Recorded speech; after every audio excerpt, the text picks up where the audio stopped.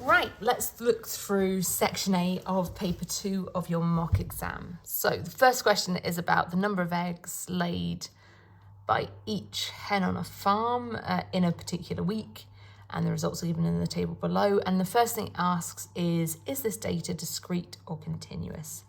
Number of eggs, you can count them. You don't measure how many eggs you've got, you count how many eggs you've got, and that is the reason why it is discrete data. The next thing it asks us to do is to write down the number of hens on the farm. And so the number of hens on the farm will be our total frequency. So we need to add together that total frequency. So 4 plus 7 plus 12 plus 10 plus 14 plus 13. I'm just going to double check it because it's an exam and I want to make sure I'm definitely right. Perfect. There we go. So we have 60 hens on the farm. It then asks us to write down the modal number of eggs laid, and the modal is the most common. So it's the one with the highest frequency, and the highest frequency here is 14. So the modal number of eggs laid is 5. Sorry that there's a sound and it's getting darker. The blinds are going down in the maths office, but I'm hoping they open up again in a second. Right, the next two questions I'm going to specifically use my calculator for. So it asks for the mean and the standard deviation. I can calculate the mean and standard deviation by hand with, I can calculate the mean by hand with this. I haven't taught you really how to calculate the standard deviation of a frequency table, and that's because you don't need to be able to do that as part of the course. Instead, we'll use the spreadsheet part of the calculator. I need to make sure I title both of my columns something I'll recognize. So I'll title this one eggs. Enter. There we go. And this one I will title, I'm worried I've got another one that says frequency already. Maybe if I just do FR, I don't think I've already used that. In an exam, you'll have reset your calculator, so you won't have kind of frequency written in several times, but it is good practice actually to kind of get rid of all of those tabs when you're not using them anymore, because otherwise if you have like frequency in another tab and frequency in this tab, you won't know which one to select. Right, so then my number of eggs is 1, 2, 3, 4, 5, and 6. My frequencies are 4, 7, 12, 10, 14, and 13. Right, now I can use my calculator to find this information. So I go into menu, statistics, stats calculations. We only have one variable, even though there are two rows here. Frequency isn't a variable, it's just a count. So this is one variable, statistics. My number of lists of data is just 1. Where is my X list? My X list I titled eggs, so I can find that. My frequency list, oh no, that's annoying. Can I go back? I don't think so. Oh well, let's try again. Menu, statistics, stats calculations, one variable, statistics. One list of data. My X list is eggs. My frequency list was FR. And now, okay, I just double checked that my results column is now column F. Okay, perfect. So the first thing it asks us for is the mean number of eggs laid. And the mean number of eggs is this value here. So the X with a bar on top is the mean. So 4.03. And the standard deviation is the one with the sigma, so not SX, but sigma X, which is 1.53803, but we approximate that to 3 significant figures, so it's going to be 1.54. There we go. Perfect. Question 1 complete. Right. Question number 2 gives us a function f of x and another one g of x. It tells us x is always greater than -1, which is interesting. and it asks us to solve f of x equals g of x. So what we're doing is we're looking to solve x squared is equal to 3 natural log of x plus 1. Now, this is a calculator exam, so I'm absolutely not going to solve that by hand. Instead, I'm going to graph both functions and find their point of intersection. I've got an F2 up there. Let's see if I can find my F1 and delete it. There we go. So my first function is x squared. Let me get in another function now. 3 natural log of, open brackets. Oh, too many open brackets, whoops. X plus 1, close brackets. Yeah, that's looking okay. Enter. And there we go. I can see my 2 points of intersection. I think we can take both of them. I'm just taking a look because we've got a point of intersection here, which looks like it's at x equals 0, and then another one over here that I don't know the value of.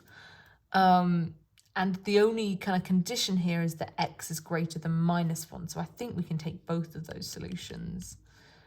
So if I go to Analyze Graph, I'm looking for a point of intersection. And let's just, it looks like 0, but let's just double check that's 0 there. Yeah, it's 0, 0. So x equals 0 is one of my solutions. And the other one is...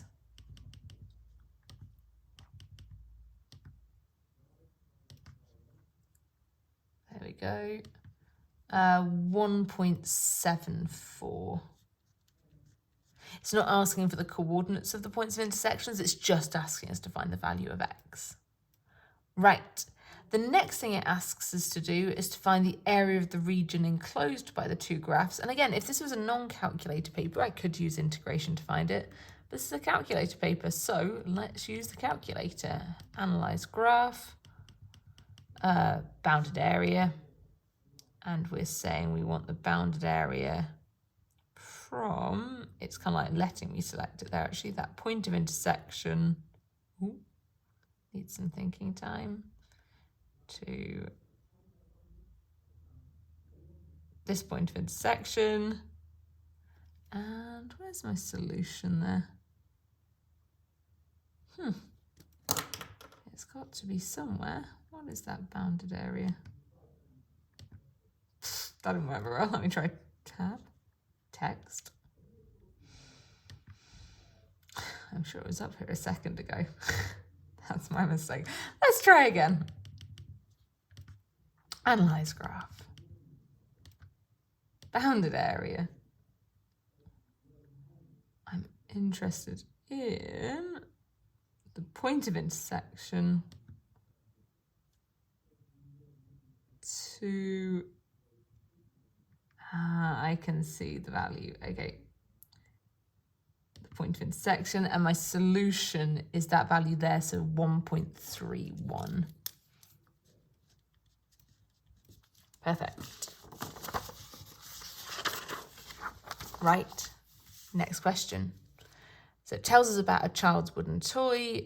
We have a hemisphere, half sphere on the bottom with a radius of 9.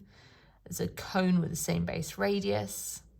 That point 0 is at the center, and we know this angle up here. So all of the information up there is in this diagram. It's always worth checking though, just in case. Usually it is in there. The next thing it asks us to do is to calculate OV, the height of the cone. And often when I do that, what I like to do is just kind of draw out just that bit I'm looking for. So I'm looking for OV, I'm looking for this side here. I can see it's a right angle triangle. I know this length, and I know this angle, 27.9. Oh, not 29.9, 27.9. And so this is a right angle triangle. I know an angle, I know a side, I'm looking for the other side. So I'm going to be using SOHCAHTOA to solve this. So the first thing I need to do is decide, is it SOHCAH or TOA? So I've got the opposite here and the adjacent. And that means it's going to be tan. And I know tan of theta is equal to OA, opposite divided by adjacent. So what that tells me is tan of 27.9 is equal to opposite divided by adjacent, so 9 divided by x. Now you could use nsolve to solve this. I'm just going to rearrange it briefly so I can say that x is equal to 9 divided by tan over 29.9. That angle is clearly in degrees, so as I go back to the calculator, I just double check I am in degrees before I do anything else. And then I can do, oh no, I don't need my trig yet. How do I escape? There we go. So I want to do 9 divided by tan of, I don't know, I keep writing 29.9. 27.9, close brackets, enter, and we've got a solution there. Now, that is telling us that x is equal to 16.99804, and so on and so forth. And my advice would always be write out the entire decimal first, then round to 3 significant figures. And that way, if you make a mistake with your rounding, you would still get almost all of the marks. So for us, if we want to round this to 3 significant figures, we would cut off here. We check this value, which makes us round up. So in the end, we have 17.0 as our solution. The next question asks us to calculate the volume of wood used to make the toy. And at this stage, I'm definitely going to grab out my formula booklet because, oh, I was lucky I opened it on the right page. Because I don't know all the formulas off the top of my head, and even if I did, I should double check them if I'm in an exam. So to calculate the volume of this toy, I've got the volume of the cone and the volume of the hemisphere. So I'm just going to write down what I'm doing. I'm going to do cone plus hemisphere. The volume of a cone is given by 1/3 pi r squared times h. And the volume of a hemisphere, well, that's half a sphere. So it was 4/3 pi r cubed. And you could either multiply that all by a half, or I'm just going to call it 2/3 pi r cubed. Right, now I can start filling those in. So I now know the height of my cone. It's 17.0, but instead of using 17.0, I'm going to use that unrounded figure up there because it gives me a more precise solution. So it's going to be 1/3 times pi times 9 squared times 16.99804 and some more, plus 2/3 pi times 9 cubed. And I'm going to take my time making sure I type that in correctly into my calculator. So 1/3 pi times 9 squared times, and then because that solution was actually my previous answer, I can just say control ans. And then I'm going to add on 2/3 pi times 9 to the power of 3. There we go. Sorry, let me put my phone on mute. There we go. So that is my solution. And again, first I write out the entire solution. So 2968.6389. And then I'm going to round it to 3 significant figures, which would be 2970. I need to have that 0 there to hold the place value. Perfect. Okay. So Minter deposits €1,000 in a bank account. The bank pays a nominal annual interest rate of 5%, compounded quarterly. So Minter will withdraw the money from her bank account when the interest earned is €300. Find the time in years until Minter withdraws the money from her bank account. So I know in the formula booklet there is a formula about interest rates. So I'm going to find that first so we can use it. Where is it? I think it is here. Yeah, compound interest. So let's copy out this formula, and I'm just going to make a real note of what each of the variables represents. So we have FV equals PV times 1 plus R over 100k to the power of kn. There we go. And FV is the future value. So for us, we want our future value not to be 300, be careful here. She wants the interest earned to be 300, but that means in total she'll have 1,300 euros in her bank account. PV is the present value, so that is the 1,000 euros. And then we've got 1 plus R, which is the number of years. And that's the bit we don't know, so we'll leave that as an R. Over 100 times K, which is the number of compounding periods per year. So if it's compounded quarterly, that is 4. And then it's all to the power of K, which we've just said is 4, times N, which is, wait, I've done number of years twice. Sorry, my mistake. N is the number of years and the thing we're looking for. That R is the nominal annual rate of interest, and that is 5%. So it's going to be 0.05 as a decimal. There we go. And now we want to solve this to find N. I can just use NSolve on my calculator to do that. There's no need to do anything crazy. So algebra, numerical solve. I'm just going to type this in carefully. So 1,300 equals 1,000 multiplied by 1 plus 0.05 over, I'll just change that to 400, close brackets, to the power of 4 times n. And then I just need to do a comma and an n again to say what my variable is, and then I can close the brackets. I feel like I've gone wrong somewhere. That seems like a lot of years. Okay, I've managed to work it out. I feel like I've learned something there. So, my mistake. If we take a look, and to be fair, the formula does say it, that R, it's saying it's R% is the nominal annual interest rate. And to be fair, this has been divided by 100. So yeah, this makes complete sense. So rather than writing 0.05 up here, that should just be 5% instead. And now if I use NSolve, it should give me the correct final answer.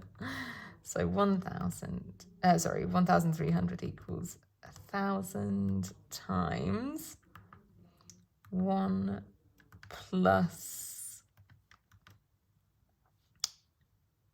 5 over 400, close the bracket and put it to the power of 4n.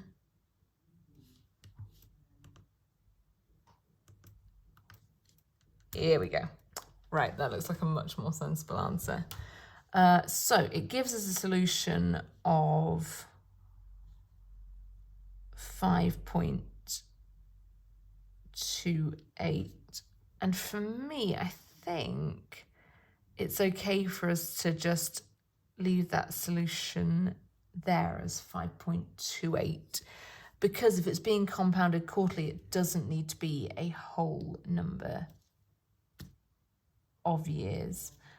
You might want to, no, I think I'm going to leave it as 5.28. Right. Next question.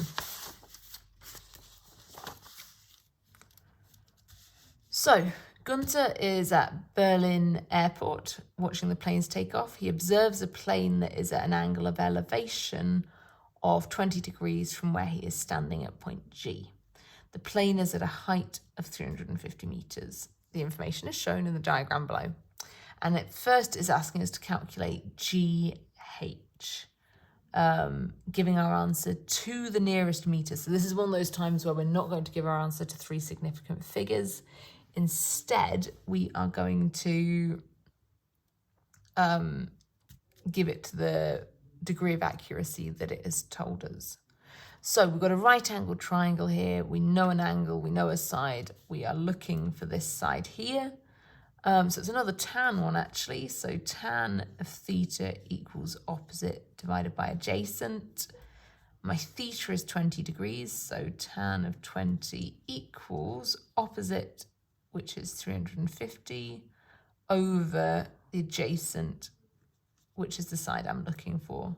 So we can say that x is equal to 350 divided by tan of 20. So that is going to be 350 divided by tan of 20. There we go, which gives us 962 meters to the nearest meter. However, I'm also just going to jot down the full solution because if I use that in the next part, I want to use the full solution. So 96161709689. There we go. It says the plane took off from point T, which is 250 meters from where Gunther is standing, as shown in the following diagram. And it's asking us to calculate the angle of takeoff, which is ATH. So it's asking us to find this angle here. Now, we know this side length. We can work out this side length as well because we know GH, that's what we calculated in the last question. So we can find this length here. It's going to be my answer from the previous question. Answer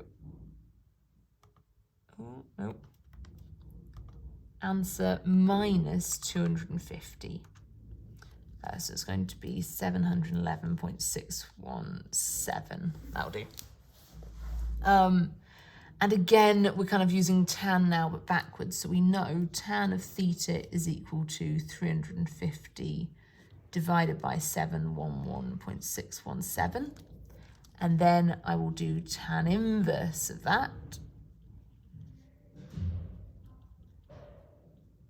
to find my final solution, which is, oops.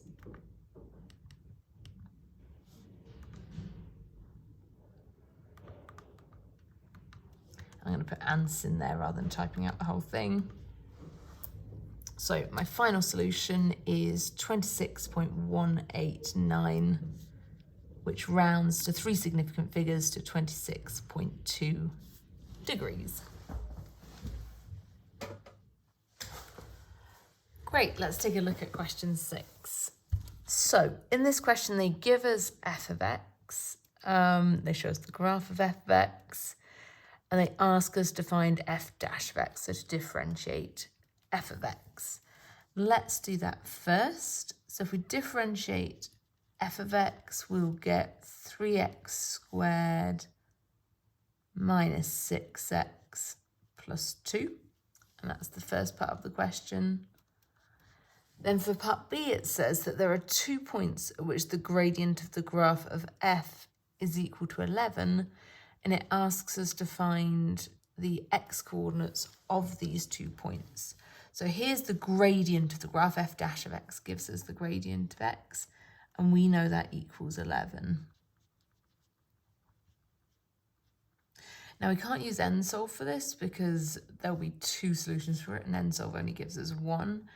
We've got a couple of different options for this. We could use the quadratic formula, we could factorize, we can use completing the square, or we can use a graphical method. I'm going to use a graphical method because I think that's the one you're least likely to have used, so I want to show you how to do that.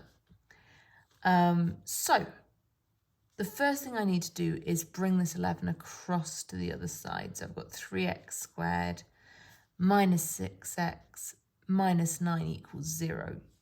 The reason I do that is because then when I graph this function here, I'll be looking for where it crosses the x-axes. They're actually called the zeros. So to be able to graph those zeros, we will go to graph. Let's start off a new document. File, new document. Let's not save that. Add in a graph. And then my function is 3x squared.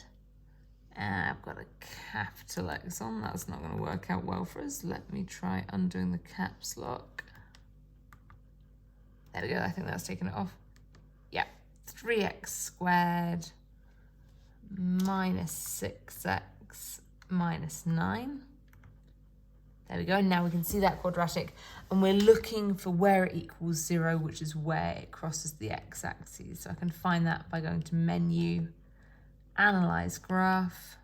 Ah, there it was, zeros. And let's find the left one first. That didn't go very well, did it? Let me try again.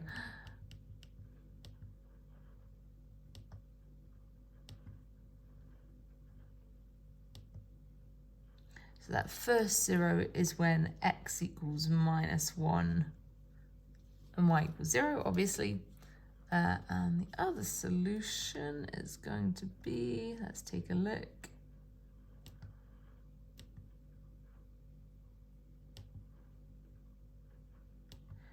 When x is equal to 3. Perfect. So that's my solution to number 6. Right, so for the final question in section A, it tells us that the first 2 terms of an infinite geometric sequence are u1 equals 18 and u2 equals 12 sine squared theta. We know theta is between 0 and 2 pi, and theta isn't equal to pi. And then it asks us to find an expression for r in terms of theta. So we know r is the common ratio. It's the number that I need to multiply 18 by to get to 12 sine squared theta. And so one of our ways to always be able to find r is to do a term divided by its previous term. So 12 sine squared theta over 18. And if you want to at this stage, I think we could probably simplify this. So we can cancel out a factor of 6 in the top, which leaves us with 2, and the bottom, which leaves us with 3. So then I have 2 sine squared theta over 3 as my value of r. For part B, it says, find the values of theta which give the greatest value of the sum. And that sum it's talking about is this infinite geometric sum. So the first thing I'm going to do is check in the formula booklet to find the formula for an infinite geometric sum, which is here. So that formula is S infinity is equal to U1 over 1 minus R. And now I'm going to substitute what I know into that equation. So I'm going to have 18 divided by 1 minus 2 sine squared theta over 3. And it's asking me to find when this sum is as big as it can be. And generally speaking, when we have a fraction, the way to make the overall fraction as big as it can be is to make the denominator as small as it can be. And the way to make this denominator as small as it can be is to make sure it's as close to 0 as possible.